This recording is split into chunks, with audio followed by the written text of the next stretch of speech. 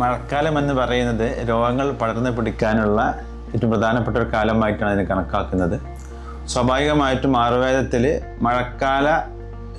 മഴക്കാലത്ത് രോഗങ്ങൾക്കുള്ള ചികിത്സകൾക്ക് വളരെ പ്രാധാന്യമുണ്ട്. നമുക്കറിയാം, മാറി വരുന്ന കാലാവസ്ഥ വ്യതിയാനങ്ങൾ പലപ്പോഴും പല അസുഖങ്ങൾക്കും കാരണമാകും.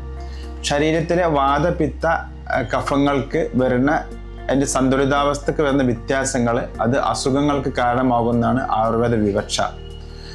പ്രത്യേകിച്ച് മാറി വരുന്ന കാലാവസ്ഥകളിലൊക്കെ തന്നെ, പ്രത്യേകിച്ച് നമുക്കറിയാം സാധാരണ ജൂലൈ മാസങ്ങളിൽ നമുക്ക് മഴ വരാറുള്ളത്. പക്ഷേ മുൻകൂട്ടി ഇപ്പോൾ ജൂൺ തുടക്കത്തിൽ തന്നെ മഴ വന്നു.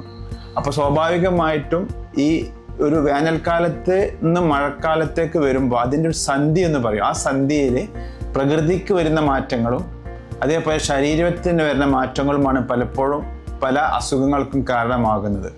അപ്പം അതിനെ ഭംഗിയായി നേരിടുക എന്നുള്ളതാണ് ആയുർവേദം വിവക്ഷിക്കുന്നത്. പ്രത്യേകിച്ച് മഴക്കാലത്ത് ശക്തമായ മഴ കാരണം തണുപ്പിൻ്റെ കാഠിന്യം കൊണ്ട് പ്രകൃതിയിലൊക്കെ തന്നെ ജലാംശം ഉള്ളത് കൊണ്ടും വാതസംബന്ധമായ അസുഖങ്ങൾ, പ്രത്യേകിച്ച് സന്ധിവേദനകൾ, തരിപ്പ്, കടച്ചിൽ, കഴപ്പ്, അങ്ങനത്തെ അസുഖങ്ങളൊക്കെ തന്നെ കൂടി വരുന്ന ഒരു കാലം കൂടിയായിട്ടാണ് മഴക്കാലത്തെ കണക്കാക്കുന്നത്.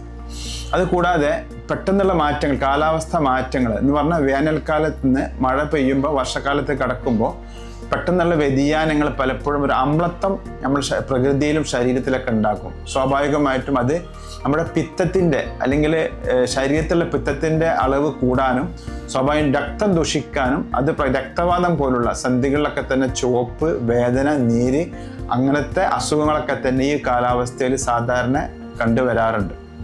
മഴക്കാലത്ത് അതുപോലെ തന്നെ ശക്തമായ മഴ കാരണം നമുക്ക് അനുഭവപ്പെടുന്ന ഒന്നാണ് തണുപ്പ്. ശക്തമായ തണുപ്പുണ്ടാകും. സ്വാഭാവികമായിട്ടും കഫത്തിൻ്റെ അസുഖങ്ങളായിട്ടുള്ള പല ബുദ്ധിമുട്ടുകളും സാധാരണ കണ്ടുവരാറുണ്ട്. പ്രത്യേകിച്ച് ജലദോഷങ്ങൾ, ചുമ, അതേപോലെ സൈനസൈറ്റിസ്, തുമ്മല്, അലർജി, ആസ്തമ, അതൊക്കെ തന്നെ ഈ ഒരു വർഷകാലത്ത് ഉണ്ടാകുന്ന പല പല അസുഖങ്ങളാണ്. ആയുർവേദത്തിൽ ഓരോ കാലാവസ്ഥയിൽ നമ്മൾ അനുഷ്ഠിക്കേണ്ട കൃത്യമായ കാര്യങ്ങൾ വളരെ വിശദമായിട്ട് ഓരോ ചാപ്റ്ററായിട്ട് പറഞ്ഞു പോകുന്നുണ്ട്. അത് കൃത്യമായി പരിപാലിക്കുകയാണെങ്കിൽ സ്വാഭാവികമായിട്ട് നമ്മുടെ ശരീരത്തെ ഇതുമൂലമുണ്ടാകുന്ന എല്ലാ വ്യാധികളിൽ നിന്നും തടഞ്ഞു നിർത്താൻ വളരെ സഹായിക്കുമെന്നാണ് പറഞ്ഞിട്ടുള്ളത്. പ്രത്യേകിച്ച് 6 ഋതുക്കളും 6 സന്ധികളും ആയുർവേദത്തിൽ പറയുന്നുണ്ട്. ആ ഒരു കാലാവസ്ഥക്കും പ്രകൃതിക്കും അവസ്ഥക്കും അനുസരിച്ച് നമ്മൾ പരിഹാരങ്ങൾ കണ്ടെത്തുകയാണെങ്കിൽ തീർച്ചയായും അസുഖങ്ങളിൽ നിന്ന് നമുക്ക് മാറി നിൽക്കാൻ സാധിക്കുമെന്നാണ് ആയുർവേദം പറയുന്നത്.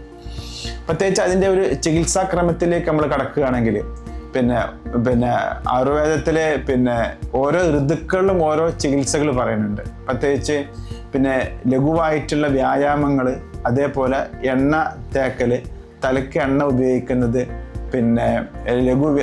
ലഘു വ്യായാമങ്ങളായ നടത്തങ്ങൾ, സൂര്യ നമസ്കാരം, അതൊക്കെ തന്നെ ശരീരത്തിന് വളരെ ആശ്വാസവും ഉന്മേഷവും നൽകുന്നതാണ്.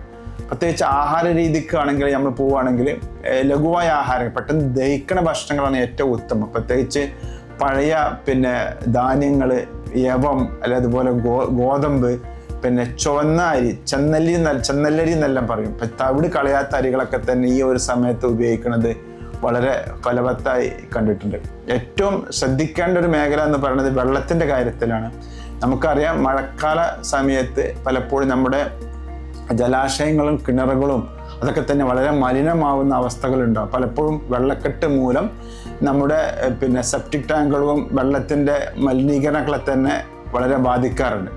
ഏറ്റവും ശ്രദ്ധിക്കേണ്ട കാര്യം 20 മിനിറ്റിൽ കുറയാത്ത തിളപ്പിച്ച വെള്ളം മാത്രമേ നമുക്കത് ഉപയോഗിക്കാൻ പാടുള്ളൂ. അത് പ്രത്യേകിച്ച് വല്ല ചുക്കോ അല്ലെങ്കിൽ ജീരകമൊക്കെ ഇട്ട് തിളപ്പിച്ച വെള്ളം നമുക്ക് കുടിക്കാൻ ഉപയോഗിക്കാം.